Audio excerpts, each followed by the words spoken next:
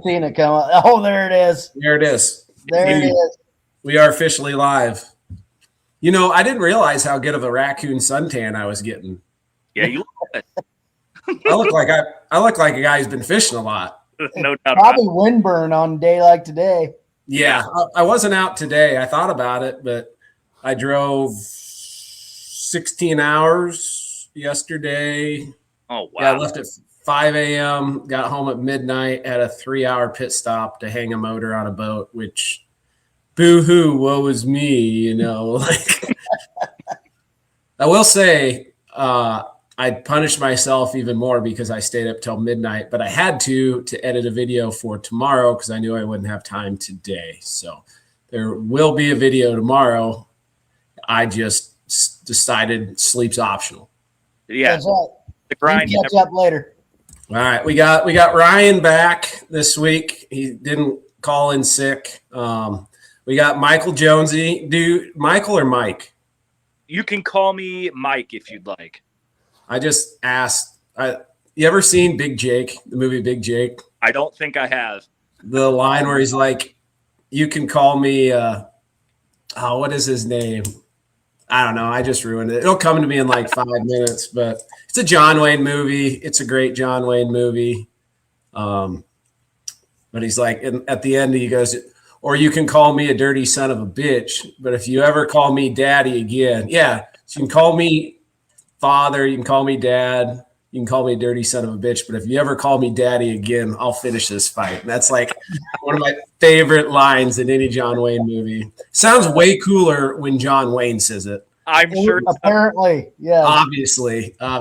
But yeah, we're Wednesday, 7 p.m. Central Standard Time. Mike, he runs Tackling Cats guide service out on Coralville. And you operate on some other bodies of water too, don't you? Not at the moment. I'm strictly on Coralville. Okay. Yep. You just like to play around on the lakes for the Blue Cats for personal pleasure. Absolutely. Yes. Yep. Anybody who wants to go, it's mostly my wife or a buddy or two. You know, we spend a lot of time in Illinois. They've got some pretty neat small cooling lakes over there that hold some pretty big fish. I'm familiar. We go this year. I want to go check out that Lake Clinton or that Clinton Reservoir over there. I've heard some pretty good things, and that is almost like a Coralville copy in terms of size. So it's kind of intriguing to me. I'd like to get over there and check it out. It's wonderfully frustrating, but it's got big chans on top of the big blues too, which is big chans are my speed. And a few sneaky little flatheads in there that aren't so little. Ah, got it. Okay. Yeah. Kansas is another place we frequent often too. We always have fun down there, down at Milford. I love Kansas, and that's a great segue into one of my questions. Let's just dive right into it. What do you think? And this just came to me. Actually, I saw a Facebook post. It might have been through Catch the Fever, so it didn't just come to me. It came to me as I was scrolling, and I saw something that somebody else posted. But it was the top 5 catfishing lakes, and I didn't listen to it. I just saw the headline. I'm like, top 5 catfishing lakes, top 5 catfishing states. Ooh. And we can expand to top 5 if you want, but what's number 1? Ooh. That's tough. Iowa? Yeah. I think we're slightly out of the top 5. Do we break it down species specific? Would that be simpler? And then maybe expand to best overall? All right, let's start with the best catfish there is, the channel cat. Okay. Ryan's contemplating, like, I don't know about that statement about the best. As far as channel cat, I'd have to go North Dakota, maybe. Ooh, yeah. So you got the red up in North Dakota there's 25, 35 pound channel cat. That's only one body of water. Have you guys fished the Mendota chain in Wisconsin? Yep. There are 30-pound channel cats there also. Right. But that's one body of water. Oh. I'm thinking of what other body of water? Hey, I'm gonna be that guy, and I'm gonna say Iowa. I'm gonna say Iowa because of the variety. You've got Coralville, you've got Sailorville, you've got Red Rock, Rathbun. I haven't ever found too much size there, but there's quantity. There's size though. Did you ever look at the tournament? Yeah, yeah. It's like 20 pounders in there. I mean, I've never seen them, but I don't know. I feel a little dirty mentioning all these bodies of water. Like that's usually not my thing, but Des Moines River, Cedar River, Iowa River, Skunk River. I mean, we're bookended too by the Mississippi and Missouri, and the Missouri isn't necessarily a channel cat mecca, but the Mississippi is a great channel cat fishery, and every pool has its own character, but every pool kicks out big ones. Yeah, no doubt. Mm-hmm. I don't know. All right, so what's your answer, Ryan? You sticking with North Dakota? I would say either North Dakota or Ohio with Lake Erie, because Lake Erie's got mondos. And that, like I was saying, it's just one body of water, because if it's that great of a state, shouldn't there be multiple bodies of water that are really good? That was my hang up with North Dakota. Yeah, but that one body of water is like good enough to drive the 13 hours to go there. Right. You know what I mean? It's not like I'm going to drive that far to go to Sailorville. Yeah. I'm finally going to go up there this summer. I'm pretty darn excited about it. The end of July, me and my old man, I think, are going to go up there and try to just – I've caught one 20-pound channel cat in my life, and I think it was 20. Like, I didn't weigh it. It was 36 inches long, a little bit over, actually, so I call it 20. But that's a big fish, yeah. And that was a river fish. I'm kind of proud of that one. But yeah, I would be too. I would love to catch an official 20-pounder. I would love it so much I actually ordered a scale, and I'm not a weigh 'em guy. Yeah. But there will be a scale in the little boat.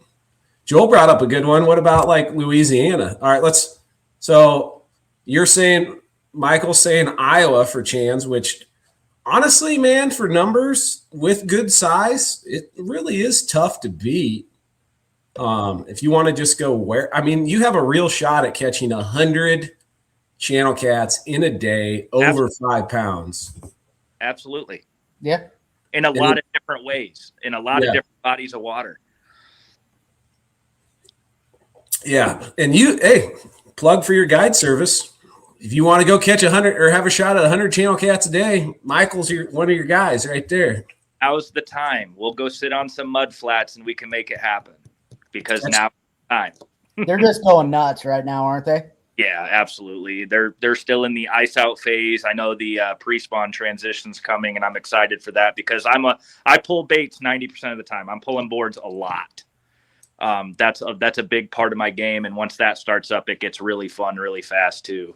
So this pre-spawn time period is a really, really good time. All right, we'll come back to that question, but now you got me leading to another question. What is the coldest water you would drag baits in confidently? I'm so glad that you asked this, and people call me crazy for it, but I'm proud to say it. I will start dragging baits when the surface temp is 48 degrees, and I catch them. Why so specific? You think catfish or something? They got little thermometers down there or something? Like why 48 degrees? Okay, so here's what it stems from, and it's not an exact science, but this is just me. I do not like sitting on the rope a whole lot. So I will go, whether it's by myself or my first couple trips of the year, and, we'll sit on the rope and we're catching fish. And then just the next week, I'm just like, it's time to get the boards out. And at whatever reason, it's between 45 to 48 degree water temp or surface temp. And then I'm dragging baits. So that's like the time where you get bored. You're like, I'm sick of sitting still. Yeah, you got it. Fishing in 1 to 2 foot of water. Right. I will drag some of these bays and big flats that I was just anchored up in just to be moving. I'm sure you catch a pile of fish doing it too. I'll be honest, and I don't have a really good reason why dragging boards is my least favorite. Okay. I don't have a good reason. Like walking a bait is kind of like dragging, but backwards in current, and I love doing that, but I don't know. Walking a bait, you have to be a lot more precise than you do pulling boards. I mean, it's a different kind of precision though. Great. Because like pulling boards, the guys who are good at it are precise. Oh yeah. But I mean, you get, a 4 to 6 rod spread, and you're covering a lot more water than you are with that one rod that, or, if you have 3 people bumping, that's pretty crowded. Where you can have, 6 baits with your outside ones, a couple 100 feet outside the boat. You're covering a lot more ground for sure. Yeah. I wish I could figure out a way to bump and cover that much ground, but I don't know. All right. Anyway, back to channels. I think, man, like I'm just going to go North Dakota because that's the only river that I'm aware of where you have a chance to consistently catch like numbers of fish 20 pounds or bigger. Like you can go out and like all these other places where you got a shot at a 20 are lakes. Yeah. I'm a river guy. So I want to go fish a river and have a shot at a big fish. So I'll go North Dakota on that. What about blues? Best state for blues. I mean, Louisiana would probably be tough to beat. Louisiana would be tough to beat. Alabama's always up there, with all those reservoirs. Louisiana too, back to not just having one place. Louisiana's got multiple rivers where you got a shot at 100+ pounder and catching multiple giant fish. Yeah. Like you look at the state, you look at the map, and any of those rivers running through it, like almost all of them, you got a shot at a Megatron. Mm-hmm. I think I got to go Louisiana too. Yeah, it's Louisiana. I mean, I don't want to leave out, anything on the Tennessee River. Or the upper Mississippi, like the Missouri, all those are great waters. Just catching fish, North Carolina was a blast when we went down there. There's so many fish to be caught there. Right. The Wheeler Wilson thing in Alabama is super attractive just because of the way I fish or, the tactics I'm pulling baits. I mean, that's for what I do. That for me, Alabama's tough to beat. Dude, literally all of them though, like from Knoxville, Tennessee, all the way to Lake Kentucky, like friggin' every one of them there and in between all have a potential for. I wonder how many 150-pound fish are swimming around in there. They're there for sure. And more than one. Yeah. More than one. So, and there's we didn't even talk about the James or where the world record's from, Bugs Island. Yeah. I mean that, and they're right by each other. You got the Roanoke chain and then you got the James River, and there's more 130+ pounders that come out of there than almost probably anywhere. I don't know. I still say Louisiana. I'm saying Louisiana. What about, this is the toughest one, I would say, the flathead, because flatheads can, like blue cats need big water. Like you don't hear about very many Megatron blues that come out of like these little dinky creeks and stuff like that. But I mean, 100-pound flathead could show up. There's places where I think it's more likely, but 100-pound flathead could show up anywhere. Yeah. I think they almost need a reservoir to grow that big, and then you can catch them on the river when they come out. But I think they're adjacent to a big body of water, like a reservoir. Probably, like a Mississippi or Missouri River tributary could be a smaller body of water that could grow giants, or giants could swim up them at times, and then you could catch them in them. Yeah. I don't know. That's hard. I'm probably going to go maybe Louisiana again, maybe Kansas. Because Kansas, you got the rivers that produce good numbers. You got reservoirs that produce good numbers. Yeah, that Milford's got big ones. Real big ones. How do you market, or how do you strategize in a big reservoir for flathead? I've never tried, and I've never had I've never had somebody bring up a good strategy for reservoir flatheads? Well, Yeah, I don't know. I'm kind of in the same boat. It's like, how do you target? Like, I've ran across a few, but they're always like happy accidents. Yeah. Yeah, I would describe my experience, like we'll talk about Corville again here for a minute. With pulling baits, it's more of a happy accident more than anything. I think if I spent more dedicated time targeting flathead specifically, I think we could do well. I know guys get good ones every year walleye fishing, early season where they're eating jigs. But I don't know. That's a tough one. Doing what I do, it's more, we stumble across them than anything, and it's a couple times a year. Yeah. And When that channel cat rod touches the water, you're like, oh, I know what this is. No doubt. Yeah. Those Royce medium lights really like 15-pound flatheads. What's the biggest fish you've caught on a Zach Royce medium light?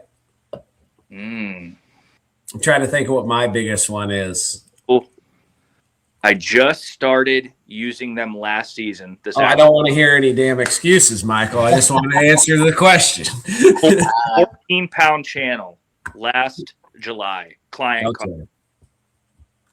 I think the first fish I ever saw reeled in on one, Micah caught it, and it was like a 22-pound blue. And that rod bit and it was in current. Like below a dam, right in the chute of the fast water coming through. And that rod bent in a way that made my stomach churn a little bit. Like he had the handle and the rest of the rod was just gone. Yeah, just pointed, They do have decent backbone. They do. No arguing that. But all right. So Michael, what's your answer for best flathead state? Final answer right here. Kansas. Okay, what do you got, Ryan? I might have to go Alabama. That's Tennessee River. That's tough. There's a lot of 50s that get pulled out of that area. You're right. The whole damn river. Yeah. And to me, anywhere I can go to see a 50 is a pretty good spot. And I think there's probably, I've heard of more 50s come out of that area than a lot of other areas. Yeah, I wasn't thinking Alabama. The more I think about it, the more I like it. But man, like there's I'm going to go flip a coin either way between Kansas or Missouri, because like you're talking 50s and I'm thinking of 70s and 80s. Well, that's ancient to me, or that's unheard of to me. So when I think of a big flathead, that 50-pound always comes to my mind, and that's the bench. That's the benchmark for sure. Yeah. So I think most of the 50s, the largest concentration of 50s that I've heard of is probably that Wilson Wheeler area. Yeah, it's pretty consistent. Yeah, that watershed's tough to beat. Jesse Lance is like, where are these Kansas flatheads at? I promise you they are in the water, but it's hard to catch them when you chase 150-pound blue cats all the time. Yes, they are not neck and neck. Yeah, they cross over for sure, but they're not, completely intermingling. That Jesse Lance fish, that picture is just permanently ingrained in my head. Oh, we're getting him on here too. He's scheduled. 2 weeks. 2 weeks from today, we got Jesse Lance coming on here, and I want to hear the damn story because he was all by himself. I'm excited about that one. Yeah, that's incredible. That'll be a good one. But I've never seen fish like that, and nobody has. He hasn't. We haven't. Nobody has. That thing eats small children for sure. Yeah, I wouldn't want Skip to be swimming around with that thing. No way. All right, we'll go bullhead, and then we're gonna move on because we conquered that question. Well, we didn't talk about the best bullhead state. You're right. I've got one. Minnesota. That's what I was gonna say. Did you just say Minnesota? Yeah, for the best bullhead lake. That was my vote. That was my vote. Unanimous. And it was that easy. If you want to catch giant bullhead, you go to Minnesota. Yeah, absolutely. There's probably some other places, but man, like something about Minnesota just kicks out Megatrons, and maybe it's because they don't have as many flatheads in most of those places. And they got so many small bodies of water that's the main thing that thrives. So you can go in and catch 100 of them. Right. Arguably 10,000, right? Like growing up, like in the summer. So my dad's a muskie guide. Well, when I was younger in the summer. You brought up your dad. I wasn't going to bring up your dad because he's a legend. I didn't want to hang that over you. But okay. You brought him up. Hey, don't worry. I'm writing my own story. Don't worry. Okay. Okay. So when me and my sister were younger, my dad was guiding at Mille Lacs up there, which is not a small body of water.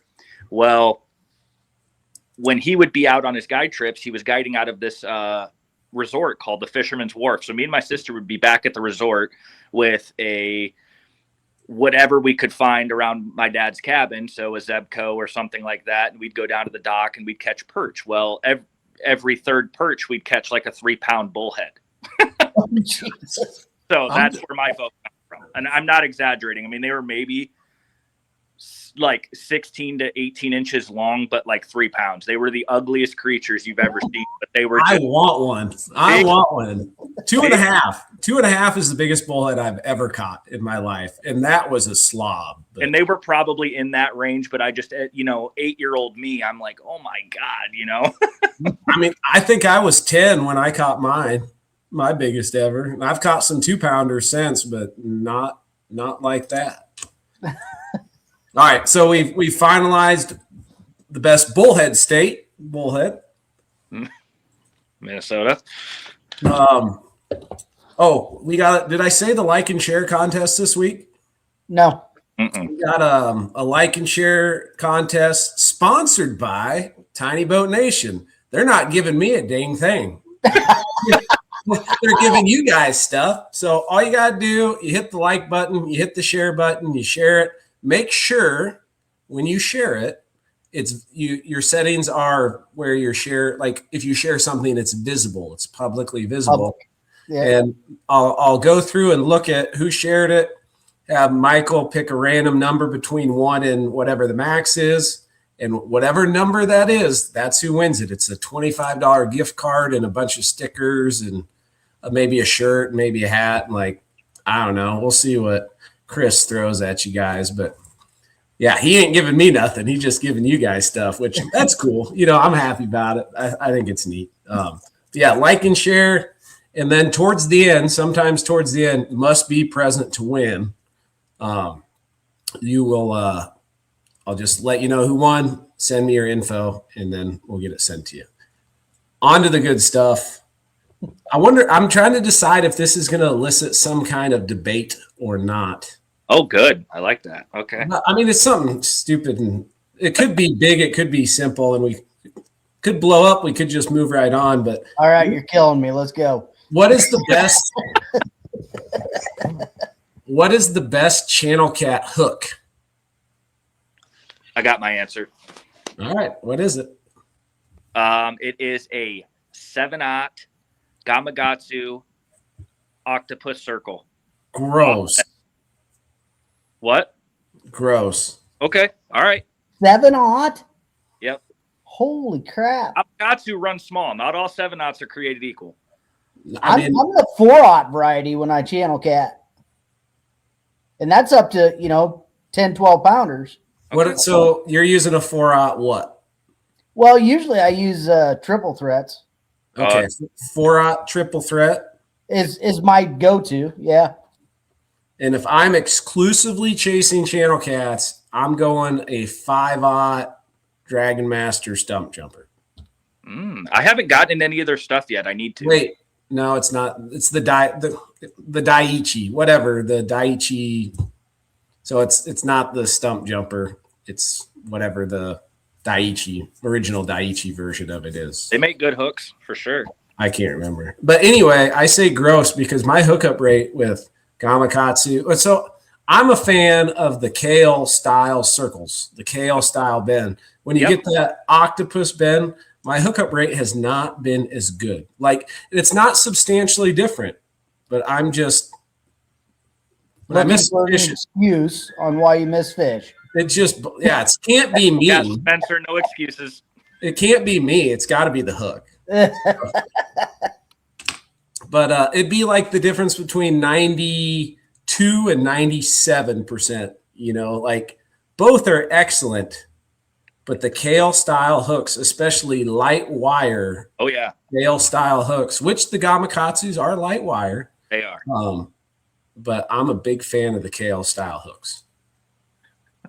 Sorry, it's just you hit me with the gross, and I'm still laughing about it. Good. I was hoping you'd get all pissy about it and we'd start arguing. It'd be fun. Life's too short. All right. Obviously didn't elicit much of a debate, so let's move on. You're selling your boat. Would you rather sell a boat or get punched in the face? I mean, getting punched in the face isn't that bad. I did that for a lot of years. Yeah, and if it's just once, it's quick. Yeah, I mean, some of my best friends I've ever had punched me in the face. Yeah, go ahead.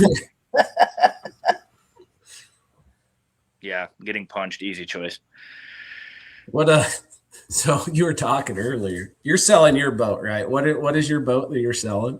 It is a 96 Sylvan Pro Select 19. So you're selling it on Facebook. It's been up for like 24 hours. Like, share with people some of the things you've been offered for this boat already. Okay, so like I'm going to preface by saying it is listed at 6,500 OBO. Okay, no trades. All right. So I had a gentleman reach out to me this morning who offered me a Cub Cadet walk behind mower. Oh, it wasn't even a rider? No, it wasn't like a Skag or a zero turn or anything. No. I was going to say, I've mowed with the Cub Cadet many, many times, and I'm a fan. Like, I like Cub Cadets, but I've never used a push mower. It's been the tractors, you know? Yep. Like, currently we have a Skag, so like I wasn't even in the market for one, but if it would have been like a really nice new one, I might have looked his way for a second. But, okay, so we had somebody offer me $700. That was mildly disturbing. He's not good at decimal points. No. Yeah. And I responded with April Fool's ? And he said no and then blocked me. And then I got offered like this antique sword that's not like a real sword, so it's not sharp, but it's some sort of antique sword. I mean, did he like try to pitch it at all? Like, was this a sword that, some ancient knight used or something? Right. Like if it was something like that, I'd be like, that's pretty cool. So no, it was a picture with no context, no words, just a picture. So I took it. I didn't know if that was like a threat or what, but, so you pulled your own story from this. He didn't say anything. He just sent you a picture of a sword. Yeah. It's not what I asked for. That's hilarious. Yeah. And then it's just a whole bunch of people. And I'm more than willing. Like I was out fishing yesterday and I was like, this is a prime opportunity to take a bunch of pictures and video. I'm on plane getting, trying to do this one-handed, all the things, taking, pictures as I'm fishing and more videos. And I've sent these people are like, hey, I need some more pictures. And I'm like, okay, so I have all these now and I'm sending them away and then they'll just read it and then not respond. That's happened probably 15 times today. But, it's just one day, somebody will be serious enough to come take a look. So, yeah, probably a month from now, you'll have like all this crap at the beginning and then it'll level out and then somebody will come in serious. At least that's how it's been when I've sold boats. I'll tell you what, the worst thing I've ever tried to sell as far as just annoying messages goes. I sold my 1998 Chevy Cavalier. Cool. And I think I posted it up for like $1,000. So like I had 30 messages in like 4 hours, man. Like it got dumb. And Just had I think there is something to be said with the cheaper the price, Yeah. the more shit you're gonna have to go through. Yeah, absolutely. But hopefully I don't have to sell a boat for a while. Although I do have 2 right now. You know what's kind of funny is I have a 2-car garage and there's 2 boats sitting in it, no cars. I thought you were gonna leave yours down south. I thought about it, but I had so much fun in it, man. I got to bring it up here. Are you talking about the new small one? Yeah. Those videos are just outstanding too. My son loves them, and I do too. We're having so much fun watching you build that thing. It's been really awesome. So I hung a new motor on it yesterday. I haven't got to test drive it yet. It was kind of one of those things. Hope we got it right. All right, it's on there. See ya.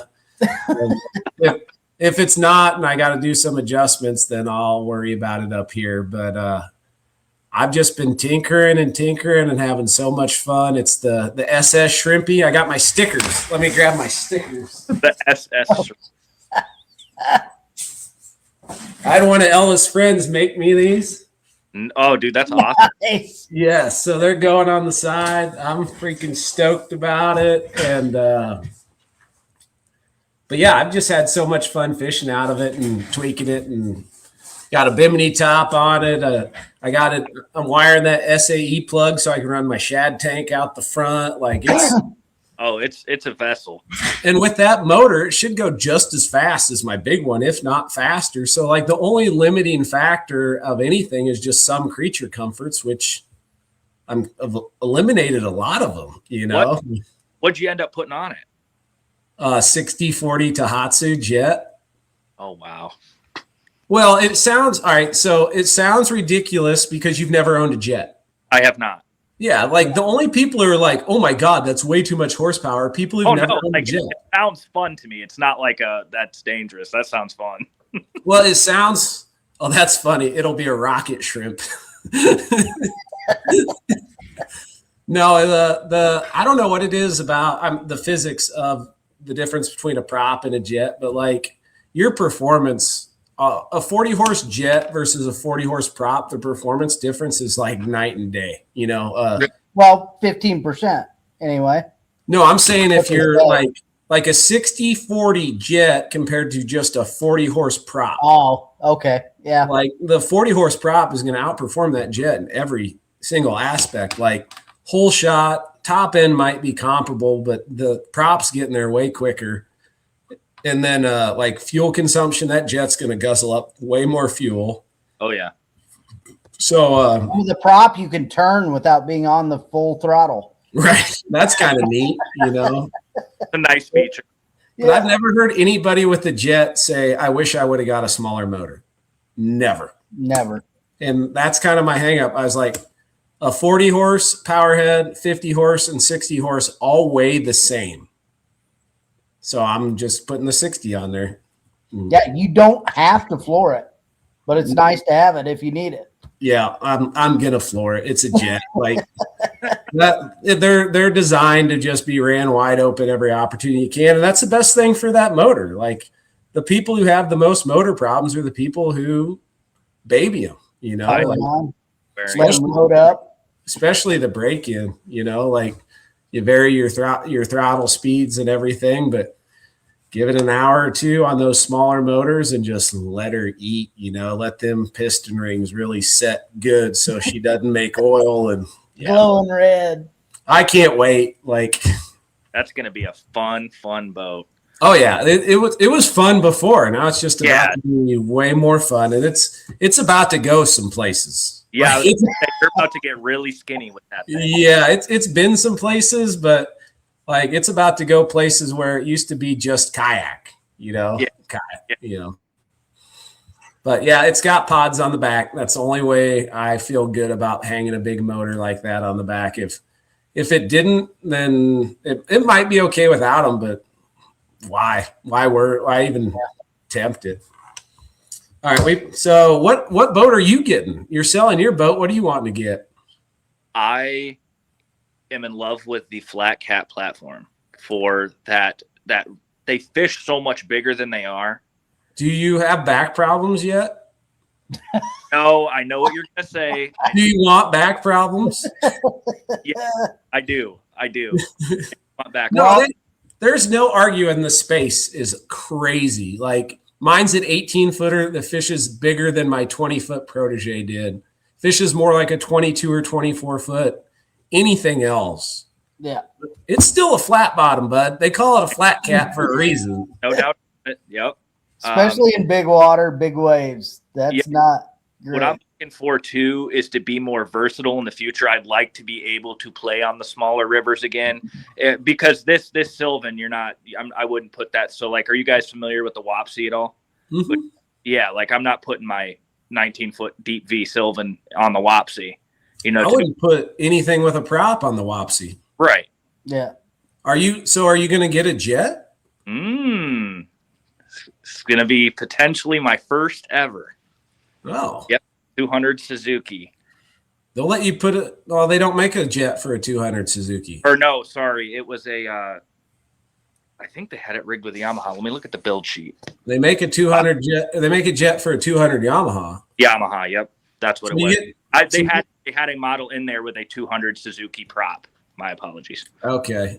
So are you looking at like a 22 or 24 footer? I'm looking at a 2272.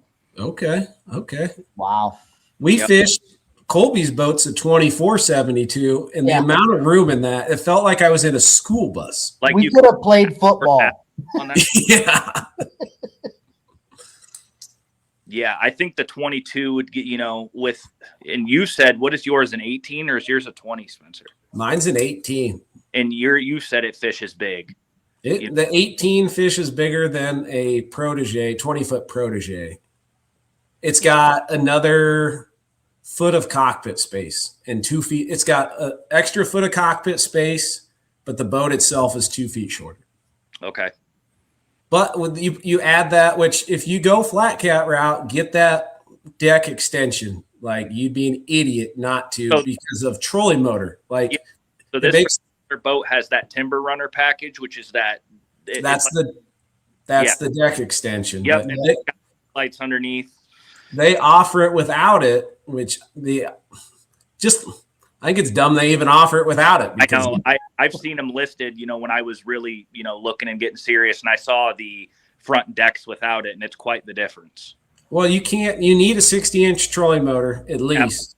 Absolutely. And it's a tight fit with the 60-incher with the front deck extension. Yeah. Like I can't close the door all the way. It hits the trolling motor. And if you didn't have that front deck extension, you'd have to mount it on the driver's side. So it'd be in your point of view, which would be dumb. Yeah, no, thank you. But yeah, they're sweet. They're sweet how they're laid out. I wish they made a boat with a little more V that's set up just like that. But I agree. What about the Pro Guide? I've looked that route. There were a couple used Dynasties I looked at also. The Dynasties are a wonderful tournament boat, and they'd work for guiding, but for as big as they are, they don't have that much room. That Pro Guide is definitely the way to go. Yeah. I think that's now. I don't know what the price difference is. I bet that Pro Guide's quite a bit more expensive. A lot of dollars more. Yes. Yeah. But hey, you got horses to feed. Yeah. Just tell your wife it's an investment into memories. Well, and the beautiful thing about it is I'm a really lucky guy. So, and my wife has supported me the whole way and is 100% on board with whatever direction I want to go. So I don't have to fight that battle. I'm a very blessed man.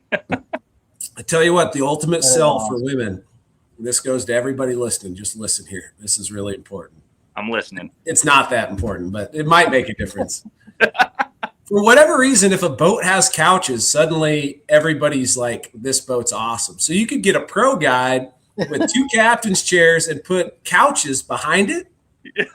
Dude, that would be a sweet guide boat, and your wife would love it. It's a family outing. Yes. Yep. Slap a 300 on the back, and then you're tubing too. No doubt. Yep. I've got 3 kids, so that's coming. That's if I just guided on big water, a pro guide with 2 couches in it, I think is the way to go. And then you can have a full enclosure built around them. And it'd be badass. Well, I would never. I wouldn't even buy a house. Just move somewhere I could live on it forever. 100%. Yeah.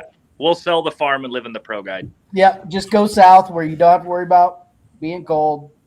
Mitchell said the Easy Cat sold the wife for that reason. So see, I'm not crazy. Not crazy. Yeah. My only hang up with the Easy Cat is the couches are in front of the windshield. So if it's not nice, like if it's cold and you're sitting on the couch, then you're cold. But if they're behind the windshield, you're golden. Then you're golden, especially if it has an enclosure. I just love how those Northwest style boats are set up. Like me too. If I ever win the lottery, I'm not telling nobody, but I'll have one in every color. You'll know. Like those. I won't need a trailer because there'll be one at each of my houses on different places. Those huge. Yeah. What's that? Like the Hughes Craft Northwest style. Mm-hmm. Yeah, man, they're spendy, but boy, they're nice. Yeah, if money was no object, I'd have like a 22 or 24 foot one of those. Absolutely. And then you'd need a 1-ton diesel to pull it because the heavy gauge aluminum, they're so heavy, but that also makes them ride nicer. You know? Cutting through anything. I do love how we went from talking about my 14-foot little POS John boat all the way to the opposite end of the aluminum boat spectrum. Well, you could put your 14-footer on the side like a dinghy. have a crane on the side holding it up. Yeah, that'd be awesome. I've bought and sold a ton of boats, and I think I'm keeping this one the little one for a long time. Like in my mind, it'd be cool for I think your wife's commenting, bigger truck, bigger horse trailer, win-win. There you go. But this little boat, like I love it, and then I keep it around, and maybe that's the one that Otto runs around in when he gets a little bit older. Oh yeah. Although putting him at the helm of that big jet on that little boat does kind of make me nervous, but he'll be running it by the time he's 8. Yeah, you're right. You're right. Yeah, you're right. I'm excited. I've been down south all by myself for like 2 weeks and sitting on a sandbar all alone. You get time to think about a lot of stuff. And I'm like, God, I hope that kid likes to fish because this would be a whole lot more fun with him running around on the sand, Oh, it's going to be great. I have a dad. I never see him, but I swear I do have a dad. Right. Me and him got some good bonding time today. We just rode around, or we went and ran errands. He rode around in the back. He got sleep and hung on to him for a little while and listened to him cry. He's good at crying. Yeah, I'm good at crying. It must be genetic. You got to stick to what you're good at. Yeah, that's right. He's obviously my kid. All right, so talked about what boat. Oh, this is time sensitive right now. And having you guys on this is perfect. Especially because you're right up where I am, basically. If you wanted to go catfishing right now, well, I kind of do, yeah. Right. Yeah. But the weather sucks, Like, what are you gonna do to go out and give yourself the best opportunity to catch fish when the weather's garbage, like it is right now? Like rainy, windy.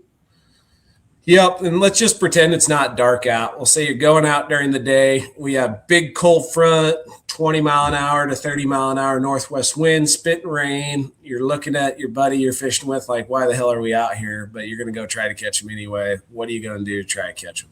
Magical mud flats is what I'm going to be looking for. Yep. I actually – oh, go ahead. Sorry. No, just something that's going to – trap some of the heat. That mud or concrete. If you're fishing a river, something with concrete traps a little heat. But those mud flats in shallow water that heat up with the sun quicker, everybody wants a hot tub. So they just roll on in there. Oh, there's a giant spider crawling on the wall over here. At least he's not a brown recluse like I was getting used to down south. Yeah, those are no good. But I mean, I'm 100% agreement. I got a few nuances to add, but go ahead, Mike. I'm gonna go ahead and echo that. I actually so this is gonna sound really weird, but I actually like those conditions and do really well in those conditions. We're gonna talk about Coralville again. That's where I spend almost an unhealthy amount of time. You're still here and alive. It must be fairly healthy. So there are some really sweet transitions or transitional points that lead to these mud flats on Coralville. So where I go from like a gravel or river rock bottom, we'll call it riprap, and they transition directly into this mud. And then I will just follow those mud flats out in about 4 to 6 feet of water, and it's cake. I actually lick my chops when it's like that outside. You just drag till you run into the right depth. You bet. Yep. And usually there's been times. So it's almost as soon as you make that transition, it's a slight, incline, slight ledge. And as soon as those baits crest that, it's game on for whatever reason. And there's a lot of mud flats on Coralville, like a absurd amount. It's not a very deep reservoir.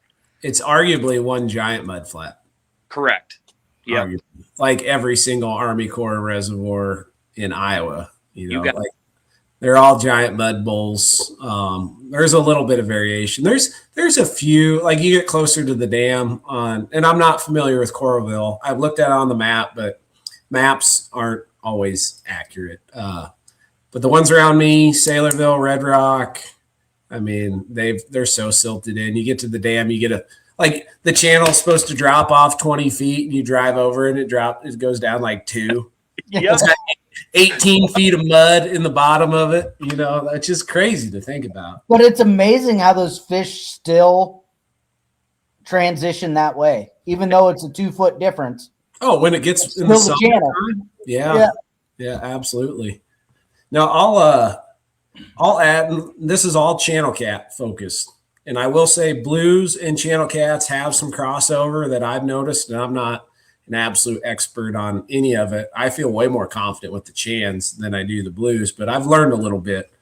But with the chans, especially from a river perspective, like I always want to look for timber structure, like rock structure of some kind. But when you get a cold front, big temp drops, I'm looking behind, like you get a bend in the river. I'm looking on the downstream side. Yeah. I'm looking for a tree, or a brush pile, which brush doesn't stack up there all that often. But if you find a brush pile there, it's special. But shallow mud, kind of back to what you guys were saying, the shallow mud, but I want timber. Like they'll be scattered in that shallow mud.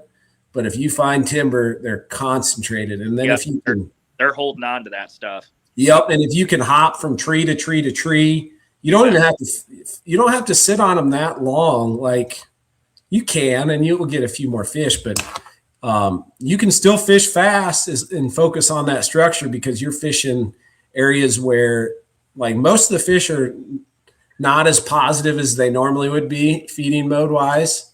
But around that timber, they're way more concentrated, especially after a cold front, and you can just burn and turn spots and stack them up. And I'm with you. I don't hate these conditions. I don't hate them. Not at all. From a fishing perspective, like I love sunny and 75. We're just hanging out there and catching fish and drinking some beers. And when it's sunny and 75, those fish are going to move more than they are when it's 40. Yeah. Those pressure runs, those high pressure. There's a little more room for failure because they'll make up for it a little bit when it's warmer. Absolutely. And I appreciate that. I need all the help I can get. Yeah. But there's some days they won't move 2 feet, and there's some days they'll move 200 feet. No doubt. I would argue this is the most wonderful time of year as far as forgiveness of fish. Like, yep. you can be your precision. You don't have to be as precise. Even when conditions aren't great, like you can still run into some eaters. Let's go. So I would say spring, you have overall the most positive attitude of catfish. Channels, blues, flatheads, I don't care. Some water conditions are better, some water conditions are worse. But generally speaking, from now until they spawn is the best time for all of them. Yeah. Yeah. When would you say is the worst time? And we can run down each individual one. Don't bring up the spawn. Everyone's like, I had a bad day of fishing. They must be spawning. Maybe you just had a bad day, like what outside of the spawn time frame, what's the worst for chans? The day the river comes up 2 feet. Why? Because they are washed out. No, see, I love it. Heading to the creeks. See, I like rising water. But there's a difference between rising water and full-size trees coming downstream. I like it when there's full-size trees coming down. Really? I love, dude, like when especially this time of year, like we're going to get all this rain. Oh, the river comes up 10 feet. So they're going to shoot up them creeks and like you have all that flooded brush. Like no joke. There'll be time frames where you see the brush parting as fish swim through that shit. Yeah. And you just got to get your bait. Willows. Oh yeah. They love willows. Like rising water, like flooded. I say flooded brush. I look for willows. I'm a willows guy. I love when we get our heavy spring rains and then Coralville ends up 5 foot above normal pool and those willows are halfway submerged. I'll run my boards right up next to them and have a 70 fish day. It's great. I love it. Now, my least favorite time would be at like shortly after that water recedes and it gets back to normal pool. There seems to be a reset of sorts and they're finding their way back to where they want to be. Well, you guys are talking about conditions that you hate the most. So I'll add on to that. Then we'll come back and talk about time of year. But the worst conditions I talked about, I love rising water. The worst is when it is bank full or higher and starts to come back down. Yeah. I freaking hate that. And that's not just chans. That's channels, blues, flatheads. Like I like high water, stable or rising. Yeah. I do not like high water dropping. That is my least favorite. It's not even close. Like if the water's normal and dropping, I have a few tricks I can play. If it's low and kind of dropping, I have a few ideas. But yeah, if it's high and dropping, dude, like rough. You catch fish, but it's going to be a tough day. No doubt. All right, time of year. I'll start. September. For channels, there's some time frame in September where it's just tough, and I don't know why. I've thought about it a lot, probably more than, definitely more than a normal person would. But I don't have a good reason. Just sometime in September, it's tough. Well, I'm usually chasing flatheads exclusively in September, so I don't care. But you're smart. You're smart. But, we already knew that. Mine is late ice because early ice channel catfishing, they're on fire. They are. They're going nuts. But you get late ice, you get, February, and if ice goes into March, it's usually a pretty tough bite by then. I'm so sick of ice fishing by then. I agree. And then I think the fish are too. They're like, screw it. Right. I pull some baits. You can't pull baits through the ice. Oh, I thought you were talking ice out, like late ice out. Sorry. No, like actual ice fishing. Okay. No, you can catch catfish through the ice, Mike. Absolutely. It's a blast. I'm an Iowa boy. I know. Yeah. All right. So what do you think is the toughest time of year? This is probably going to ruffle feathers for whatever reason, but I'm going to go August. I just, for whatever reason, so you're post spawn at that point, and for whatever reason, it seems to toughen up a little bit. And then for me, at least in Coralville land, September, October are killer. They're great. Yeah. I would have that period just before you get into true fall season can be a little tough at times. See, I'm thinking of global warming and what your time frame you're probably talking about in August. I'm thinking of in September. I don't really have a good reason why that is. There hasn't been anything super noticeable that changes, because post spawn I do great. Post spawn, so like, Yeah, July's wonderful. yeah, we love July, and then I get into like the second-ish week in August, second, third week in August, and things. And it's not that we're not catching fish, but it's different. Yeah, you have your days where you catch 20, and then you have a day where you're like, you get 4. Yeah. Yep. What the hell? Yep. And you see them, they're there. Absolutely. And that's the part where, in a guiding situation where I'm looking at them on the graph and I'm like, what's the problem? What's wrong with you guys? Yeah, there's nothing worse than technology on a guide trip when the fish aren't cooperating. Yeah. That's one thing I hate about live scope, man, is being able to see them snub you. Yes. Just be totally negative right. in live vision. Yeah. Have you played around with live scope at all, Mike? So yeah, with my dad a bit. I actually on the Sylvan have this. It's not live scope, but it's forward facing sonar. It's the Eagle Eye. Whatever. It's the same damn thing. I'm not as fan. I don't have the fancy true live scope, but I've got the Lowrance Eagle Eye, and it's been quite the bait acquiring tool. I really enjoy using it, and I, in the last couple of years, have really been dabbling into crappie fishing. It's been something I've really enjoyed doing. So there's been some fun trips, using that on the brush piles and watching them eat baits is pretty neat. I think it's pretty cool. That's cool. It's funny how many people live scopes turned into a crappie fisherman, because I've fished for crappies more since I got that than I ever did before, especially in the fall. All right, so I know it changed the game for open water fishing, but I don't know if I'd ice fish without a live scope anymore. I won't. Well, you went on your cruise. Vexilar is just not the same. You went on your cruise, and I'm like, oh, you're going to be gone? Can I borrow that? Can I borrow your scope? I'll be stuck here for a while. Might as well make the best of it. And I did. And you did. Yeah.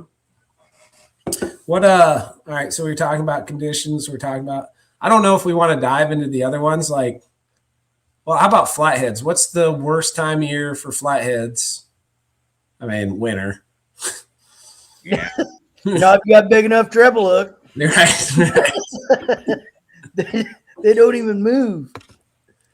How about during the typical season? Like, you can say like spawn. Outside of spawn, you got your pre-spawn, you got your post-spawn, you got your late summer, early fall, you got your winter transition, then you have winter. That's my seasons for flatheads in my mind. You guys expand upon that as you need. I mean, spawn's usually slower, but they all don't spawn at the same time. So you get caught at any time. You get the right water conditions, and spawn can actually be good at times. Yeah.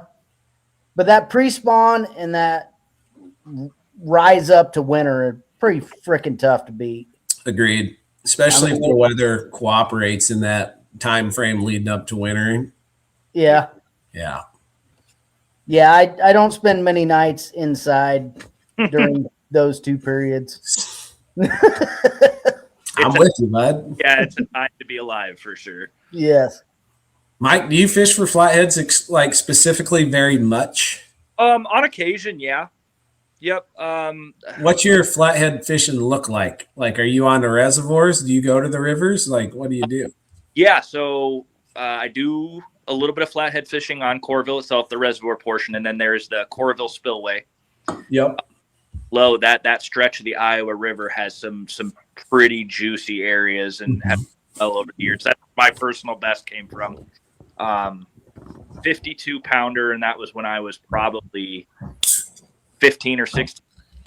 Sure. Yep. So it's just with the boat I have now, I'm a little more limited, so that water's got to be up a bit, but I can put the big V down there. I just got to be careful.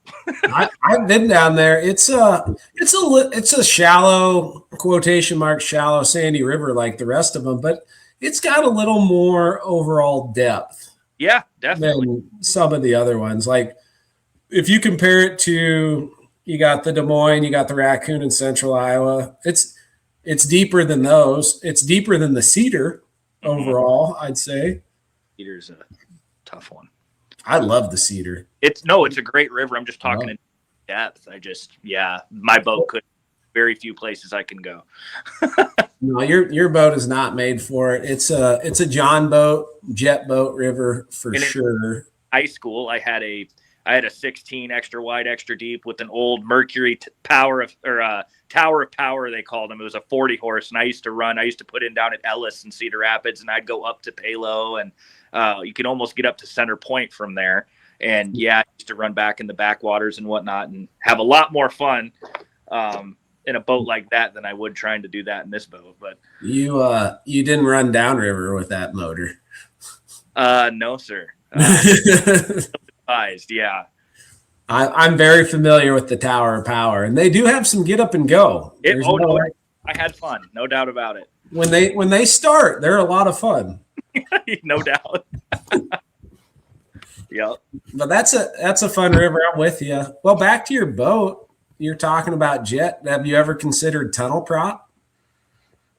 I haven't really. No. I mean, I know that's an option too. I know I could get pretty skinny with that. I just feel like if I'm going to go the flat cat route, then I got to do the jet thing. I just feel like that's the right thing to do. And I would be the most versatile that way, but you could probably speak to it more than I could, having owned jets, etc. Well, jets are really good at going through shallow water and suck at everything else. Everything else. They're terrible. They have terrible hole shot. They have a terrible top end speed. Terrible fuel economy. They drive weird. Like trailering's kind of a son of a bitch. Like there's all kinds of BS that goes with the jet, but they will go through stupid shallow water, which is what I need them to do, and they do that extremely well. As long as you don't slow down. Yes. Like there's a nice tipping point, when it gets weird, you just make sure you go just fast enough to stay on top of the water, and then you can kind of maneuver, So what you're telling me is you have to commit. So like if you're going to do something that's questionable, you just got to go. Yeah. But you don't have to do it full throttle. You got to do it full plane. You got to be on plane. Yes. Yeah. Full plane. And that was a learning lesson for me. And I don't mind passing it on so you don't end up in the same BS that I have. I appreciate that. Yeah. But a tunnel prop, well, that's what Colby's was. Colby he's got a 2472 flat cat tunnel prop, and he jacked that thing all the way up, and we putted through 8 inches of water. Wow. Maybe less, which means you could run through 6 inches comfortably on plane, as long as you're familiar and you know that 6 doesn't turn to 2, Yeah, that's the key. But if you're on a river like the rivers we have, you'll hit something eventually. It's a prop, so you'll hit some eventually, but not as much as a standard prop. They're neat. They're cool boats. Like if I didn't mind smacking the lower unit, if it didn't bother me as much as it does, I'd lean that route a little bit more, but it'd be something to consider if you're going to go the flat cat route. And definitely get suspension seats. Yeah, no doubt. Yeah. Absolutely. Yeah. And somebody who's rode around in one, I'll say, even with suspension seats, it's not that smooth. So Corville is it wavy most of the time? Like, let's say Red Rock or Sailorville? Not generally, unless you have and I wouldn't say really any of the time is it that choppy. It just, if you get like a straight north wind at like 20 and you're at the Sandy Beach area, which is where I live, like where the ramp I use, it's a giant mud flat that tops out at about 5 foot, and you'll get like 2 footers out there. Mm-hmm. Like, and that's, at least in the current boat, that's nothing. I would say you get closer down by the dam and you get a nasty, like a northwest, again, 15 to 20, gusting at 25, or however you want to paint the picture. You could see some 3 and 4 footers out there, but no, that's one of my favorite things about Corville is the way that the reservoir is positioned. Even if I have a crazy wind, there are areas where I can pull boards where it's glass. and then you go around the corner and it's rolling. It's an interesting. I mean, you guys have all been on a lot of Iowa's reservoirs. They're similar in their own right, but Coralville's pretty windy. Coralville's got some escape hatches in it that I really appreciate. Yeah, it's unique. It winds like a river almost. Like, again, I haven't spent any time on it, but I've looked at it at the map quite a bit. Where our reservoirs where we're at, well, Panora, Panorama is kind of like that, where it winds around. Yeah. But the public ones, like Red Rock, it runs pretty much east-west. So you get a big east wind on a beautiful day. It's going to be rocking pretty good. Yeah. You get a northwest wind on a really shitty day, it's going to be rocking really good. So, yeah, anything over 10 mile an hour, you need to use caution. Now, yeah. Like down there in Milford's a whole nother animal. If it's a 10-mile-an-hour wind, look out. Milford isn't that much different than Red Rock. Okay, so they fish a lot the same as far as weather. And sure. They're almost the exact same size. Yeah. Milford is positioned differently. Red Rock's east-west, and I think Milford's like northeast-southeast or northwest-southeast, I think. I'm going to look it up, but. Yeah, northeast-southwest. Yeah, buddy. Like the causeway's northeast of the. Oh, it's almost straight north-south. So, yes, very similar, but one's east-west, one's north-south. So, a northwest wind gets nasty on Milford. A pretty day with a southeast wind gets nasty on Milford. It's gonna fit. It's gonna be comparable, just a little different, but wavy either way. Yeah, there's some chop for sure. But the Flat Cat's got the 28-inch gunnels. You're not gonna sink it. You're just gonna get the shit beat out of you. Yeah, it seems to be a pastime of mine. Yeah. My kidneys love it. That dude, I was willing to take the punch instead of selling the boat, so like it's whatever. Yeah, that's fair. Well, all right. So you're a guide. Well, we're all guides.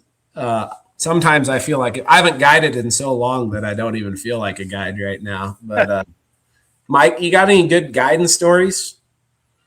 Good, bad, ugly, in the middle, like whatever. Just some fun guide stories. Oh. Yeah, I have one actually from last year. This is probably my favorite thus far. Well, and I'm just gonna like paint the picture. My favorite trips are parents and kids. Being a father myself, and having younger kids, just the fact that they brought them to me is an honor. Anyway, I had a trip last year. It was a 6-hour morning trip, 5 a.m. to 11. And it was a 7-year-old, an 8-year-old, and then their dad. Cool. And the first 3 hours of the trip, we had maybe caught 2 fish. And it was what I had been begging for. It was pre-front. There was a nice front rolling in. I mean, picture perfect. I mean, for what I was looking for. I like prefrontal conditions. Sure. And I had scouted the week before. I usually spend 4 days out there a week to kind of get a good beat on what's going on. Got bait that Friday. We get out there anyway. Fishing's tough. And I have my spots in areas in tiers, like mentally. Like, this is a tier 1 spot. This is a tier 2 spot. And then I have spots that I call Hail Marys, which I don't believe in very much. And this trip had gotten to a point where we were getting on about 4.5 hours with 2 fish. Oh, great. And yeah. And they were great. I mean, wonderful people. Kids were awesome. Dad was awesome. They were still having fun. So like that made me feel better, but I'm my own worst critic, of course. And I'm like, they had driven from, this is what makes the story crazy. They had driven from, where was that? Terre Haute, Indiana, I believe is what it's called. Pretty good haul. Yeah. To catch channel cats with me. Yes. So anyway, I'm feeling it. And so we tried Hail Mary spot number 3 is what I call it, which is another 2 to 4.5 foot flat. That front is, I'm starting to see it off to the west. It was some sort of just mild rain.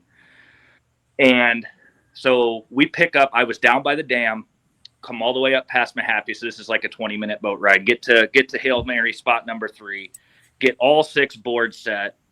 And I am just about to sit in my chair in the front, so I'm facing the back of the boat. Kids are sitting in the chairs here, and I can see the whole spread, and I'm, getting on the trolling motor. We're set. We're fishing. And about, I would say, 2 minutes in, we had a 5-rod take. So all but 1 rod went. Nice. I did every single fish. It was, and with, I think they were 7 and 8 years old. With those two, the dad and myself, it was absolute pandemonium, which just chaos, absolute chaos, and they were all 3 to 8 pound fish. So fun size on those Zach Royce rods. They're having them. Get all the fish netted, get them back. And I'm starting to set the rods again. 6th rod goes off, the 1 rod that didn't get touched. So son's reeling that one in. Okay, so I finally set the left board, outside board, and then I set the inner board, middle rod goes. We ended up catching 23 fish in an hour and a half, and it was probably my favorite rebound story that I've had thus far. And dude, that's one after another in that time frame. Yeah, it was. It's something I'll never forget. Someone was smiling down on me for sure. You've suffered enough. Here you go. I've learned in guiding and growing up with my dad and spending literal thousands of hours on all kinds of water all across the country. You can do everything right. You can have the freshest, best, latest bait. You've got fresh shad, or if it's moon eye, or it's this, you can do everything right at times, or what you think is right. And then you just get a curveball. And that was one of those.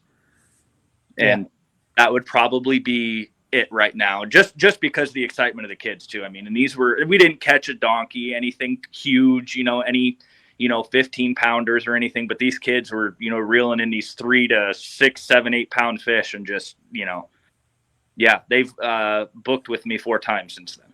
Dude, that's fun. I've never, I've taken people flathead fishing and they've left disappointed. Sure. We didn't catch nothing. It happens. It's flathead fishing.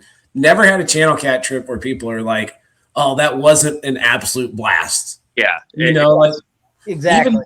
Even on this, a good trip, you're catching 20, 30, 40, 50 fish. On a slower trip, you're still catching 10, and that's the thing you brought up, people leaving a trip disappointed, and it just kind of, sorry, I didn't mean to cut you off, but I wanted to touch on this before this was over. And what really does it for me in this whole guiding thing as a whole is the variety in how I tailor my trips to my clients.